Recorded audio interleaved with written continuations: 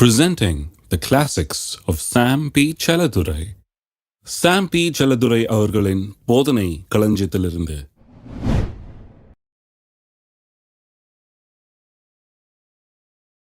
வேத வசனத்தில் இமேஜினேஷனை பற்றி கர்த்தரே சாட்சியிடுறார். ஒருவன் இமேஜின் பண்ண ஆரம்பிச்சான்னா, கற்பனை செய்ய ஆரம்பிச்சான்னா, அவன் எதை கற்பனை செய்யறானோ அதை நிச்சயமா அடைவான் அப்படின்னு கடவுளை சொல்லியிருக்காரு. கடவுளை சொல்றாரு. ஆதியாகமம் 11ஆம் அதிகாரத்துக்கு திருப்புவோம். பாபேல் கோபுரத்தை கட்டுற அந்த கதை 6ஆம் வசனம். அப்பொழுது கர்த்தர், இதோ ஜனங்கள் ஒரே கூட்டமாய் இருக்கிறார்கள், அவர்கள் அனைவருக்கும் ஒரே பாஷையும் இருக்கிறது, அவர்கள் இதை செய்ய தொடங்கினார்கள், இப்பொழுதும் தாங்கள் செய்ய நினைத்தது ஒன்றும் தடைபட மாட்டாது என்று இருக்கிறார்கள். இது இங்கிலீஷ் டிரான்ஸ்லேஷன்ல பெட்டரா வருது. And the Lord said, behold, the people is one, and they have all one language, and this they begin to do, and now nothing will be restrained from them which they have imagined to do. அவங்க எதையெல்லாம் imagine பண்ணியிருக்காங்களோ அதையெல்லாம் அவர்கள் அடைவதை எவரும் தடுக்க முடியாது அப்படின்னு கடவுள் சொல்றாரு. ஒரு தேவபக்தியற்ற மனுஷர்களை பார்த்து உலகத்தை சேர்ந்த மக்கள் கடவுளை வேண்டிக்கிட்டு வந்து ஒன்றும் செய்யலாத, கடவுள் செய்ய சொன்னதுனால ஒன்றும் செய்யல, அவன் தன்னுடைய சுய இஷ்டத்தின்படி செய்யறான். கடவுள் சொல்றாரு, அதை பார்த்துட்டு எல்லாம் ஒன்னா இருக்கிறாங்க, ஒரே மனசா இருக்கிறாங்க, ஒரே காரியத்தை மனசுல வச்சிருக்கிறாங்க. அவங்க இமேஜின் பண்ணி இருக்கிறாங்க. அவர்கள் எதை செய்ய வேண்டும் என்று கற்பனை செய்து வைத்திருக்கிறார்களோ அப்படி செய்வதை, அதை அவர்கள் அடைவதை எவரும் தடுக்க முடியாது. அப்ப கடவுள் இமேஜினேஷனுடைய பவரை பற்றி ஒரு சர்டிபிகேட் கொடுக்கிறார். இமேஜினேஷனுடைய சக்தியை பற்றி ஒரு சான்றிதழ் கொடுக்கிறார். என்ன கொடுக்கிறாரு? ஒருத்தன் இமேஜின் பண்ணி தன்னுடைய மனதை சீராக்கி தன்னுடைய மனதுக்குள்ள ஒரு பிக்சரை ஏற்படுத்திட்டானா, நான் இப்படிதான் இருக்க போறேன்னு ஒரு பிக்சரை ஏற்படுத்திட்டானா, இன்னைக்கு இல்லைனாலும் நாளைக்கு அதை அவன் நிச்சயமா அடைவான். அதை யாரும் தடை செய்யவே முடியாது. நீதிமொழிகளுக்கு திருப்போம். நீதிமொழிகள் 4ஆம் அதிகாரம் 20ஆம் வசனத்திலிருந்து. என் மகனே, என் வார்த்தைகளை கவனி, என் வசனங்களுக்கு உன் செவியை சாய். அவைகள் உன் கண்களை விட்டு பிரியாதிருப்பதாக, அவைகளை உன் இருதயத்துக்குள்ளே காத்துக்கொள். அவைகளை கண்டுபிடிக்கிறவர்களுக்கு அவைகள் ஜீவனும் அவர்கள் உடலுக்கெல்லாம் ஆரோக்கியமாம்.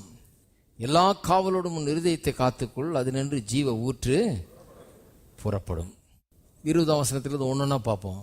என் மகனே, என் வார்த்தைகளை கவனி, என் வசனங்களுக்கு உன் செவியை சாய். செவியை சாய்க்கிறதுனா காது கொடுத்து கேட்கறது. ஒரு ஆள் சொல்றத இப்படி காது கொடுத்து கேட்கறோம். அப்ப என்ன அர்த்தம்? நம்மை தாழ்த்தி அவர் சொல்றதுல ஏதோ இருக்குதுன்னு சொல்லி அதுக்கு மரியாதையும் மதிப்பும் கொடுத்து நம்ம என்ன பண்றோம்? காதை கொடுக்குறோம். எதுக்கு காதை கொடுத்து கேட்குறோம்? அவர் சொல்றபடி செய்யலான்னு தான், செய்யலான்ற உத்தேசத்துல தான் அப்படி செய்கிறோம் இல்லையா? கர்த்தருடைய வார்த்தையை அப்படிதான் கேட்கணுமா? நிறைய பேர் அப்படி கேட்கறது இல்லை பாருங்க. நிறைய கிறிஸ்தவர்கள் வசனத்திலிருந்து பெனிஃபிட் பண்ணாததுக்கு, பயனடையாததுக்கு காரணம் தான். ஏன் பயனடைகிறது இல்லைன்னா, அவர்கள் கேட்டதை செய்யும்படியாக கேட்கறது இல்லை, சும்மா கேட்கறதுக்காக கேட்குறாங்க. நிறைய பேர் இந்த கிறிஸ்தவ கூட்டத்துக்கெல்லாம் போகிறாங்க பாருங்க. அவங்களெல்லாம் பாருங்க, என்னத்துக்கு போகிறாங்க? யாரோ பிரபல பிரசங்கியார் வந்திருக்காரு, அவர் மூஞ்சியை நேராக பார்த்துட்டு வந்துடலாம்.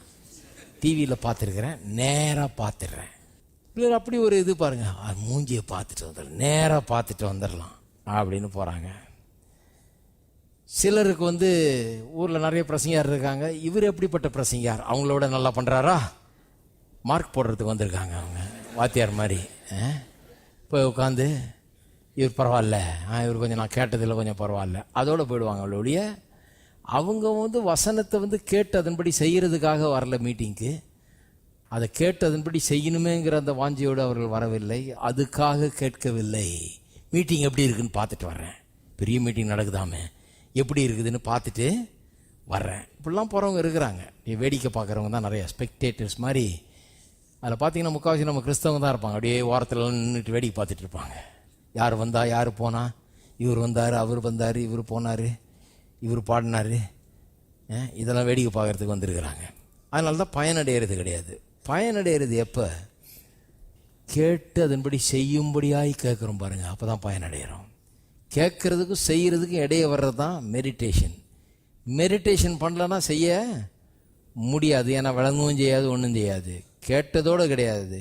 கேட்டதுக்கப்புறம் நம்ம தியானம் பண்ணும்போது அந்த வசனம் நம்மோடு ஒன்றரை கலந்து விடுகிறது. மாடு அசை போடுறதை பற்றி சொன்னேன் இல்லையா? அசை போடும்போது மாட்டினுடைய ஆகாரத்தில் உள்ள சத்துக்கள் எல்லாம் மாடினுடையதாய் மாறி விடுகிறது. அந்த ஆகாரம் வெறும் சக்கையாக மாறிடுது. ஏன்னா இது புழிஞ்சு எடுத்துருது எல்லாத்தையும். அதனுடைய சத்துக்கள் எல்லாம் தன்னுடையதாக்கிறது. அப்போ வேத வசனத்தை நாம் அப்படி எடுக்கணும். வேத வசனமும் நாமும் ஒன்றரை கலக்க வேண்டும். நிறைய பேர் கலக்கல. வசனம் அப்படியே இருக்குது, இவங்க அப்படியே இருக்கிறாங்க. வசனம் ஒன்று சொல்லுது, இவங்க ஒரு மாதிரி இருக்கிறாங்க. வசனம் சொல்கிறது என்னன்னு தெரியும், இவங்க இப்படியே தான் இருக்கிறாங்க. வசனமும் இவர்களும் ஒன்றரை கலக்கலை. ஏன்னா அங்கே தியானம் இல்லை. தியானத்தின் மூலமாக இவங்களும் வசனமும் ஒன்றாகவில்லை. இருக்கீங்களா? சரி, இயேசு சொல்கிறாரு, என்னுடைய வார்த்தைகள் ஜீவனும் ஆவியாக இருக்கிறது. இந்த வார்த்தையில் ஜீவன் இருக்குது பாருங்க. நம்ம அதை தியானிக்கும் போது அதில் இருக்கிற ஜீவன், அதில் இருக்கிற ஆவி, அதில் இருக்கிற சுகம், பலன், ஆரோக்கியம், அதில் இருக்கிற செழிப்பு, ஆசீர்வாதம் எல்லாம் நம்முடையதாக மாறிவிடுகிறது. அதில் உள்ள அத்தனையும் நமக்கு சொந்தமாகி விடுகிறது. அவர் தம்முடைய வார்த்தையை அனுப்பி அவர் சொஸ்தமாக்கினார் இருக்குது. எப்படி வார்த்தை சுகமாக்கும்? வார்த்தைக்குள்ள என்ன இருக்குது? ஜீவன் இருக்குது. வார்த்தைக்குள்ள சுகம் இருக்கிறது. வார்த்தைக்குள்ள பலன் இருக்கிறது. அப்போ வார்த்தை அனுப்புகிறாரு. எதுக்கு? அந்த வார்த்தையை நாம் சொல்லும்படியாக, அந்த வார்த்தையை நாம் தியானிக்கும்படியாக. அப்படி தியானிக்கும் போது தான் அந்த வார்த்தை என்ன நம்முடையதாக மாறுகிறது. சரி, அடுத்தது பார்ப்போம். ஏன்னா அடுத்தது தான் கொஞ்சம் கவனிக்கணும் ரொம்ப. அவைகள் உன் கண்களை விட்டு பிரியாதிருப்பதாக. கண்களை விட்டு பிரியாதிருப்பதாகனா, இப்போ பாருங்க, வசனம் இருக்குது. இது கண்ணை விட்டு பிரியக்கூடாதுன்னா நான் இப்படியே வச்சுட்டு இருக்கணும் 24 மணி நேரமும். லிட்டரலாக எடுத்துக்கிட்டிங்கன்னா. ஆகவே இதனுடைய அர்த்தம் வந்து லிட்டரல் கிடையாது. இப்படியே கண்ணை விட்டு பிரியாத இருக்கணும்னு இப்படியே பார்த்துட்டு இருக்கக்கூடாது. ஒரு கண்ணு ரிப்பேர் ஆகிடும் இல்லையா? அப்படி சொல்லலை. கண்களை விட்டு பிரியாது இருப்பதாகனா இந்த மனக்கண்கள், உங்களுடைய மனக்கண்கள், மைண்ட்ஸ் ஐ, அதை விட்டு பிரியாது இருப்பதாக. இங்கே சொல்லப்பட்டிருக்கிறவர்களை எங்கே வைக்கணும்? உள்ள வைத்து அதை ஒரு காட்சியாக காண வேண்டும். சுகத்தை பற்றி வசனம் சொல்லுதுன்னா அதை உள்ள வச்சு அதை ஒரு காட்சியாக காண வேண்டும். நல்வாழ்வை பற்றி சொல்லுதுன்னா அதை உள்ள வச்சு அதை ஒரு காட்சியாக காண வேண்டும். அதான் கண்களை விட்டு பிரியாதிருப்பதாக என்று சொல்லப்பட்டிருக்கிறது அர்த்தம். ஆபிரகாமுக்கு தேவன் சொன்னார் இல்லையா, வானத்தின் நட்சத்திரங்களை பார், அவைகளை உன்னால் எண்ணக்கூடுமா அப்படின்னாரு. முடியாதுன்னா உன் சந்ததி அவ்வளவா இருக்கும். ஒரு குழந்தை கூட கிடையாது அவனுக்கு, இன்னும் ஒரு குழந்தை கூட பிறகுல. அவனுக்கு சொல்றாரு, நட்சத்திரத்தை பாரு, எண்ண முடியுமா? முடியாதுன்றான். உன் சந்ததி அவ்வளவா இருக்கும். அப்படின்னா என்ன சொல்றாரு? இதை யோசிக்க ஆரம்பி, இதை மனசுல வை, பிக்சரை கொண்டா, உன் சந்ததி அப்படி இருக்கும்னு. கடலின் மணலை பார், இதை எண்ணக்கூடுமா? முடியாதுன்றான். சொல்றாரு, உன் சந்ததி இவ்வளவாய் இருக்கும். அதாவது ஒரு பிள்ளை கூட இல்லாதவனுக்கு உனக்கு சந்ததி பெரிய சந்ததியாக இருக்கும், பெரிய ஜாதியே எழும்ப போதும் உன்னிடத்திலிருந்து அப்படின்னு அவனை நம்ப வைக்கிறது எப்படி? அவனுக்கு ஒரு பிக்சரை தர்றாரு.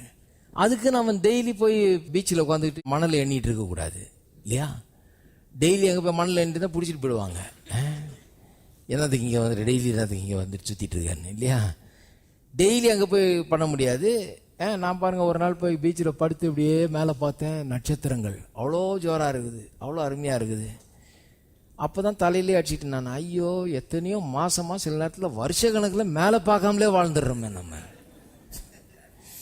உண்மையா யோசித்து பார்த்தேன். அன்னைக்கு தான் மேலேயே பார்க்கறது இல்லை, போகிறோம் கிடுன்னு ஓட்டி போகிறது, இறங்குறது, போகிறது, வர்றது, மேலே பார்க்குறதே கிடையாது. வானத்தை அண்ணாந்து பார்க்குறதே கிடையாது. என்ன காட்சி! ஒரு பெரிய ஷோவே நடத்துகிறாரு கர்த்தரங்க மேலே. அருமையான நட்சத்திரம் அன்னைக்கு பார்த்து அப்படியே சும்மா வானம் ஜொலிக்குது நட்சத்திரங்களால். அப்போ தான் நான் யோசித்தேன், இந்த உலகத்தில் வாழ்கிறோம், ஆனால் எப்பேற்பட்ட காட்சிகளை மிஸ் பண்ணிடுறோம் நாமன்னு. நிறைய பேர் அப்படி தான் பாருங்கள், பைபிள்லாம் வச்சிருக்கிறாங்க, ஆனால் ஒரு நாளும் கர்த்தர் சொல்லுகிறதை அண்ணாந்து பார்த்தது கிடையாது. அது ஷெல்ஃபில் இருக்குது, டெய்லி முத்தம் கொடுக்குறாங்க, தலானிக்கு பக்கத்தில் வச்சு படுக்கிறாங்க, அதுக்கு மரியாதை கொடுக்குறாங்க, ஆனால் அதை அண்ணாந்து பார்த்தது கிடையாது. அது சொல்லுகிற காரியங்களை மனதில் வச்சது கிடையாது. கொஞ்சம் யோசித்து பாருங்கள் நீங்கள். எத்தனை மாதம், எத்தனை வருஷங்கள் சில நேரத்தில் அப்படியே வாழ்ந்துடுறோம். கடவுள் சொல்லுகிற இந்த அற்புதமான காரியங்களை மனசுலையும் வைக்கிறது இல்லை, மனதிலையும் வைக்கிறது இல்லை. ஆனால் வாழ்க்கையில் நல்லா இருக்கணும்னு பார்க்குறோம், வாழ்க்கையில் சமாதானம் இருக்கணும்னு பார்க்குறோம், சந்தோஷம் இருக்கணும்னு பார்க்குறோம். கடவுள் உங்களுடைய சந்தோஷத்துக்காக, உங்களுடைய வெற்றிக்காக தானே இதை வச்சிருக்கிறாரு. இதை பாருங்கிறாரு. நட்சத்திரங்களை பாருன்னா அந்த நட்சத்திரத்தை பற்றி ஒரு பிக்சரை தனக்குள்ள வச்சுக்கணும். டெய்லி ஆணு பார்த்துட்டு இருக்க முடியாது. ஒரு பிக்சரை தனக்குள்ள வச்சுக்கிட்டு கர்த்தர் சொல்லி இருக்கிறார், நட்சத்திரங்களை போல என் சந்ததி இருக்கும். நட்சத்திரங்களை நான் பார்த்துருக்கிறேன், என் சந்ததி அப்படி இருக்கும். கடல் மணலை பார்த்துருக்கிறேன், என் சந்ததி அப்படி இருக்கும்னு தன்னுடைய மன கண்களில் அவனுடைய சந்ததி பெருகி இருப்பதை, ஜனத்திரளாக இருப்பதை அவன் காண வேண்டும். எத்தனை பேர் இருக்கிறீங்க? அப்போ அதெல்லாம் மனதளவிலே பார்க்கிறத சொல்லுது. அவன் சொல்கிறாரு, கண்களை ஏறெடுத்து பார். ஒரு நாள் சொல்கிறாரு, கிழக்கு மேற்கு வடக்கு தெற்கு எல்லாத்தையும் பார். எவ்வளோ தூரம் நீ கண்ணில் பார்க்குறியா அவ்வளோ தூரம் உனக்கு தருவேன். எவ்வளோ தூரம் பார்க்க முடியும்? கண்ணு ஒன்று ரொம்ப தூரம் பார்க்காது, மனக்கண் ரொம்ப தூரம் பார்க்க முடியும். மைண்ட்ஸ் ஐ ரொம்ப தூரம் பார்க்க முடியும். அதைத்தான் சொல்கிறாரு. அதில் பார், எல்லா திசையிலும் பார். எவ்வளோ தூரம் பார்க்குறியோ அதையெல்லாம் உனக்கு தருவேன்னு சொல்கிறார். அடுத்தது பாருங்க, அவைகளை உன் இருதயத்துக்குள்ளே காத்துக்கொள். எல்லாம் சொல்லுங்க, காத்துக்கொள். நகையை பூட்டி காக்கிறோம், பணத்தை பூட்டி காக்கிறோம், எல்லாத்தையும் பூட்டி சிலர் ஆட்டி ஆட்டி பார்த்து பூட்டை நல்லா பூட்டி இருக்கான்னு பத்திரமா பார்க்குறாங்க. நல்லது தான். ஆனால் இருதயத்தை ஓப்பனாக விட்டுறது. ஒருத்தர் சொல்கிறார், எனக்கு ஓப்பன் ஹார்ட்டுங்க, எனக்கு அதான் தப்பு. உள்ள கண்ட காரியம்லாம் போயிருக்குது, உள்ள ஓப்பன் ஹார்ட்டாக இருக்கிறதுனால. யாரோ என்னென்னத்தையோ சொல்லி அவநம்பிக்கையெல்லாம் பேசி, அவதூறெல்லாம் பேசி, தப்பாக பேசி, தப்பான காரியங்களெல்லாம் உள்ளத்தில் போயிடுது பாருங்க. ஏன்னா இவங்களுக்கு ஓப்பன் ஹார்ட். இவங்க நினைக்கிறாங்க ரொம்ப தயாள குணம் இதுன்னு. இருதயத்தை நல்லா திறந்து வைக்கணும்னு. ஏன் உங்கள் வீட்டு கதவை நல்லா திறந்து வைங்களேன், என்ன நடக்குதுன்னு பாருங்க. ஒரு நாளெல்லாம் திறந்து வச்சு பாருங்க, உள்ள கண்ட பூனை, நாய் மோறு கொண்டு, திருடம் மோறு கொண்டு அத்தனை பேரும் இருப்பாங்க உள்ள. ஹலோ, இருக்கிறீங்களா? கதவு கொஞ்ச நேரம் திறந்துச்சு, பூனை உள்ள வந்துடுது மீன் குழம்புக்கு. ஜாக்கிரதையாக இருக்க வேண்டியதாக இருக்குது. கதவெல்லாம் சாத்தி வைக்க வேண்டியதாக இருக்குது. இருதயத்தை காத்துக்கொள்னு சொல்லப்பட்டிருக்குது. ஏன்னா இருதயம் ரொம்ப ப்ரெஷஸ். அது நின்று ஜீவ ஊற்று புறப்படும். அதிலிருந்து உங்களுடைய சுகம் புறப்படும், அதிலிருந்து உங்களுடைய ஆரோக்கியம் புறப்படும், அதிலிருந்து உங்களுடைய வெற்றி புறப்படும், அதிலிருந்து உங்களுடைய குடும்ப நல்வாழ்வு புறப்படும், அதிலிருந்து உங்களுடைய உயர்வு புறப்படும். எங்கிருந்து வருது? எல்லாம் இங்கிருந்து தான் புறப்படும், எங்கிருந்தும் அது புறப்படாது. ஹலோ, இருக்கிறீங்களா? எல்லாம் எங்கிருந்து புறப்படுது? நாளைக்கு நீங்க நல்லா இருக்க போறீங்கன்றது இங்கிருந்து உருவாகிற ஒன்றுங்க, எங்கேயோ இருந்து வர்றதில்லை. எங்க பணக்கார மாமா ஒருத்தர் இருக்கிறாருங்க, அவர் கையை தான் எதிர்பார்த்துட்டு இருக்கு. கையை எதிர்பார்த்தீங்கன்னா நல்லா கொடுப்பாரு அவரு. நல்லா பணக்கார மாமாங்களாம் அப்படிதான். அவர் கையெல்லாம் எதிர்பார்க்காதீங்க. இருதயத்திலிருந்து புறப்படுகிறது ஜீவ ஊற்று. இங்கிருந்து ஜீவன் புறப்படுகிறது, ஐஸ்வர்யம் இங்கிருந்து புறப்படுகிறது, சுகம் இங்கிருந்து புறப்படுகிறது, சந்தோஷம் இங்கிருந்து புறப்படுகிறது, எதிர்காலம் இங்கிருந்து புறப்படுகிறது. ஒளிமயமான எதிர்காலம் எங்கிருந்து வருது? இருதயத்திலிருந்து வருதுங்க, உள்ளத்திலிருந்து வருகிறது. இருக்கீங்களா? அதனாலதான் இருதயத்தை ரொம்ப பூட்டு போட்டு பாதுகாக்க சொல்லி இருக்குது. ஏன்னா கண்ட காரியம் உள்ள வந்துட்டா அது புறப்பட ஆரம்பிச்சிடும். வியாதியும் நோயும் வேதனையும் தோல்வியும் பயமும் வாழ்க்கையில தரித்திரமும் அதெல்லாம் புறப்பட ஆரம்பிச்சிடும். ஏன்னா இருதயத்திலிருந்து தான் எல்லாம் புறப்படுகிறது. இருதயத்தை ஒரு ஜீவ ஊற்று போல கடவுள் வைத்திருக்கிறார். மனுஷன் இருதயம் என்கிறது சாதாரண ஒரு காரியம் இல்லை பாருங்க. ஜனங்க அதை கவனிக்கிறதே கிடையாது பாருங்க. தங்களுடைய இருதயத்தை அப்படியே விட்டுறது லூசா, மீதி எல்லாத்தையும் கவனிக்கிறது.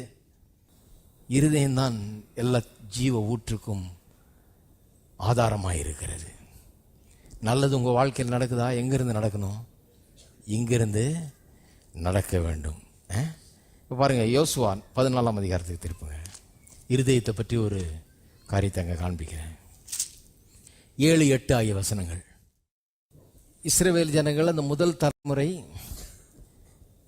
எரிகோ பட்டணத்தை போய் கானான் தேசத்தில் நுழையிறதுக்கு முன்னால் வேவு பார்க்கறதுக்கு அனுப்பிச்சாங்க இல்லையா 12 பேரை. அதை பற்றி நினைவு கூர்ந்து காலை பேசுகிறானுங்க.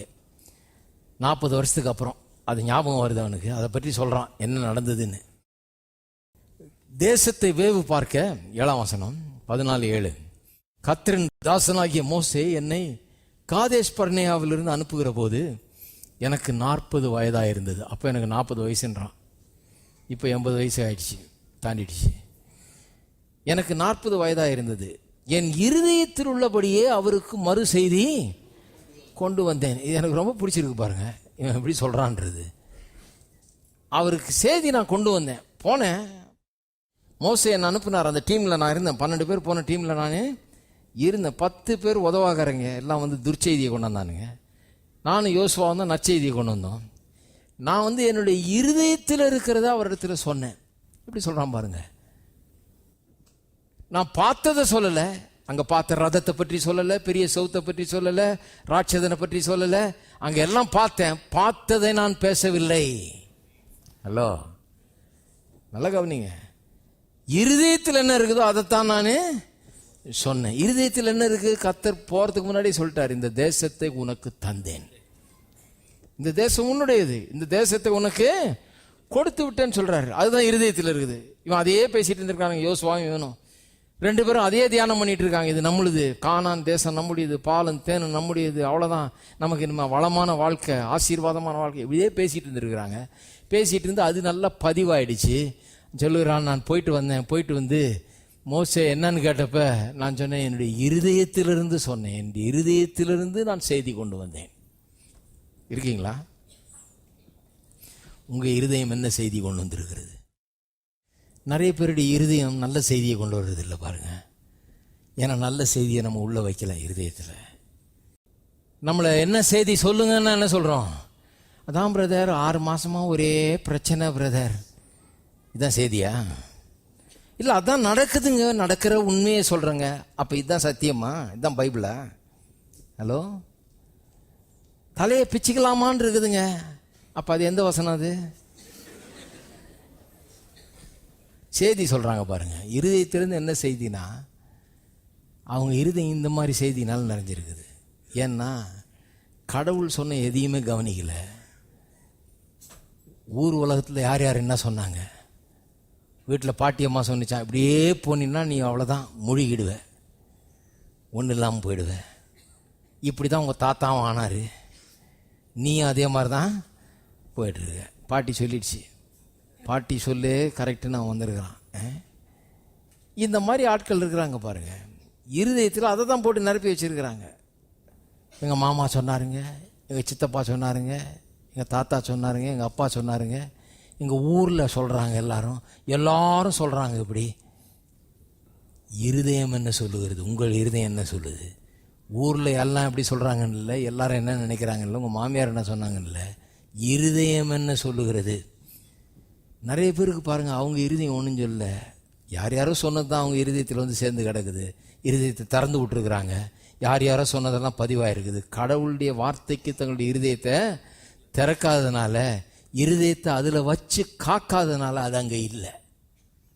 ஒருவேளை கேட்டிருக்கலாம், பிரசங்கம், கோயிலுக்கு போயிருக்கலாம், படிச்சிருக்கலாம், எல்லாம் பண்ணிருக்கலாம், போயிடுச்சு. படிச்சது கேட்டது எல்லாம் பறந்து போயிடுச்சு.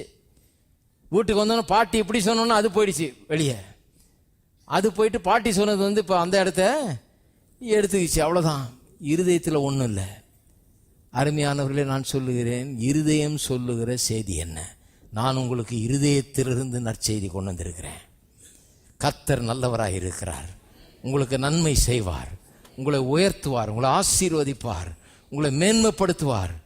நன்மையை தவிர அவர் எதையும் செய்வது கிடையாது. தான் என்னுடைய இருதயம் சொல்லும் நற்செய்தி. இல்லை பிரதர், என் சூழ்நிலை எப்படி இருக்குது? உங்கள் சூழ்நிலை வேற சொல்லுதுங்க. நான் சொல்றது என்னுடைய இருதயம் சொல்லுகிறது. இருதயம் சொல்றது என்ன பாருங்க. வியாதி சரீரத்தில் இருக்கலாம், பண கஷ்டம் வீட்டில் இருக்கலாம், எல்லாம் இருக்கலாம். ஆனால் இருதயத்தில் எது இருக்கணும்? கடவுளுடைய வார்த்தை இருக்கணும். இது வந்து அதையெல்லாம் ஒன்றுமில்லாமல் ஆக்கிவிடும். இருக்கீங்களா? இருதயம் வந்து எல்லாத்தையும் மாத்துங்க. இருதயத்திலிருந்து ஜீவ ஊற்று புறப்படும் போது அதெல்லாம் அடிச்சுட்டு போயிடும். அந்த வெள்ளத்தில் அதெல்லாம் ஒண்ணுமில்லாமல் போய்விடும். அதனால அதையெல்லாம் பேசாதீங்க. இருதயம் என்ன சொல்லுகிறது? இவன் சொல்றது எனக்கு ரொம்ப பிடிச்சிருக்கு. இருதயத்திலிருந்து நல்ல செய்தி கொண்டு வந்தேன், இருதயத்தில் உள்ளபடியே அவருக்கு மறு செய்தி கொண்டு வந்தேன். அடுத்த வசனம் பாருங்க. ஆனாலும் என்னோடு வந்த என் சகோதரர் ஜனத்தின் இருதயத்தை கரைய பண்ணினார்கள். ஜனத்தின் இருதயத்தை என்ன பண்ணாங்களாம்? இருதயம் கரைஞ்சிரும் பாருங்க. தப்பான காரியங்களை இருதயத்தில் வச்சிங்கன்னா இருதயம் அழிச்சிரும், நம்மளை முன்னேற்றம் இல்லாமல் தடுத்து விடும், நம்பிக்கை எடுத்து போட்டுரும், அப்படியே ஹோப்லெஸ்னஸை கொண்டு வந்துடும் நமக்கு. நிறைய பேருடைய இருதயம் இன்றைக்கு கரைந்து கொண்டிருக்கிறது. நான் சொல்கிறேன், தடுத்து நிறுத்துங்கள். இருதயத்தை கடவுளுடைய வார்த்தையின் இடமாக மாற்றுங்கள். வார்த்தைக்கு மட்டும்தான் அங்கே இடம், வேற எதுக்கும் இடம் கிடையாது. இருதயத்தை காத்து கொள்ளுங்கள். இருதயத்தை எப்படி காத்துக்கொள்வது? எப்படி வசனத்தை மட்டும் உள்ள வைக்கிறது? தியானம். கடவுளுடைய வார்த்தையே சொல்லிட்டு இருங்க, கடவுளுடைய வார்த்தையே பேசிகிட்டு இருங்க, கடவுளுடைய வார்த்தையே பாடிக்கிட்டு இருங்க, கடவுளுடைய வார்த்தையை கேட்டுட்டு இருங்க, கடவுளுடைய வார்த்தையே கற்பனை பண்ணி கொண்டிருங்கள். அப்படியே பண்ணிட்டு இருந்தா ஆதியாகமத்தில் 11ஆம் அதிகாரத்தில் கர்த்தர் சொன்னது அப்படியே ஆகும். அவர் என்ன சொன்னார்? What ever they imagine to do will not be restrained from them. அவர்கள் செய்ய நினைத்தது தடைபடாது. யாரும் தடை செய்ய முடியாது. உங்களுடைய சூழ்நிலை எதுவாக இருந்தாலும் கர்த்தருடைய வார்த்தையை வைத்து நீங்கள் தியானம் பண்ணி கொண்டு வந்தால், இதையே உங்களுடைய தியானமாக்கினால், சங்கீதக்காரன் அதனால தான் சொல்கிறாங்க பாருங்க, நடு சாமங்களில் எந்திரிச்சு, சாமங்களில் எந்திரிச்சு நான் தியானம் பண்ணுறேன்றான். தூங்க மாட்டேங்கிறேன், எந்திரிச்சு உட்காந்துக்கிறேன்றான், தியானம் பண்ணுறேன், படுக்கையில் தியானம் பண்ணுறேன், விடியற் காலையில் பண்ணுறேன். அவனுக்கு அந்த தியானத்தினுடைய மேன்மை புரியுது. ஏனென்றால் இரவும் பகலும் அவருடைய வேதத்தில் தியானமாக இருக்கிற மனுஷன் பாக்கியவான். அவன் நீர்க்காலின் ஓரமாய் நடப்பட்டு தன் காலத்தில் தன் கனியை தந்து இலையுதிராது இருக்கிற மரத்தை போல் இருப்பான். அவன் செய்வதெல்லாம் வாய்க்கும். புரிஞ்சுக்கிட்டாங்க. சங்கீதமே அதுதான். சங்கீத புஸ்தகமே அருமையான ஒரு புஸ்தகம் பாருங்க. அது 119 சங்கீதம் திருப்பி திருப்பி வாசிங்க. கடவுளுடைய வார்த்தையின் தியானம் ஒரு மனுஷனை என்ன பண்ணுதுன்றது அவன் நல்லா புரிஞ்சு வச்சுக்கிட்டான். ஏன்னா அந்த வார்த்தையை தியானம் பண்ணியே மேலே வந்த ஆளுவன். வார்த்தையின் தியானம் பண்ணியே எல்லா பிரச்சனையிலும் தப்பிச்ச ஆள், ஆபத்துலேருந்தெல்லாம் தப்பிச்ச ஆள். வார்த்தையை தியானம் பண்ணியே எதிரிகளெல்லாம் ஒன்றும் இல்லாமல் ஆக்கின ஆள். வார்த்தையை தியானம் பண்ணியே செல்வந்தனாக மாறின ஆள். வார்த்தையை தியானம் பண்ணியே தன்னுடைய வாழ்க்கையை உன்னதமான ஒரு வாழ்க்கையாக மாற்றின ஒரு மனுஷன். அவன் சொல்லுகிறான், அவன் செய்வதெல்லாம் வாய்க்கும். யார்? தியானம் பண்ணுகிற மனுஷன் செய்வதெல்லாம். கர்த்தர் சொல்கிறாரு, நீங்கள் மட்டும் கற்பனை செய்ய ஆரம்பித்தா அதை தடை செய்ய ஒரு சக்தியும் இந்த உலகத்தில் கிடையாது. அவ்வளோ பெரிய சக்தியை கர்த்தர் உங்கள் உள்ளத்தில் வச்சிருக்கிறார். அந்த கற்பனா சக்தி என்கிறது தியானத்திலே அது மிகப்பெரிய பங்கு வகிக்கிறது. உங்களை நீங்கள் காணுங்கள். எப்படி காணுங்கள்? கடவுள் எப்படி சொல்கிறாரோ அப்படி காணுங்கள். முற்றும் ஜெயங்கொள்ளுகிறவர்களாய் காணுங்கள். உலகத்தை ஜெயிக்கிறவர்களாய் காணுங்கள். வெற்றி சிறக்கிறவர்களாய் காணுங்கள். எல்லாவற்றுக்கும் மேலாய் தலையாய் இருக்கிறதை காணுங்கள். வாளாய் இல்லை, கீழாய் இல்லாமல் மேலாய் இருக்கிறதை காணுங்கள். ஆசீர்வாதமாய் இருக்கிறதை காணுங்கள். எத்தனை பேர் காண போறீங்க? அதை கற்பனை பண்ணுங்கள். அது அப்படியே உங்களுக்கு வாழ்க்கையிலே நிஜமாகும்.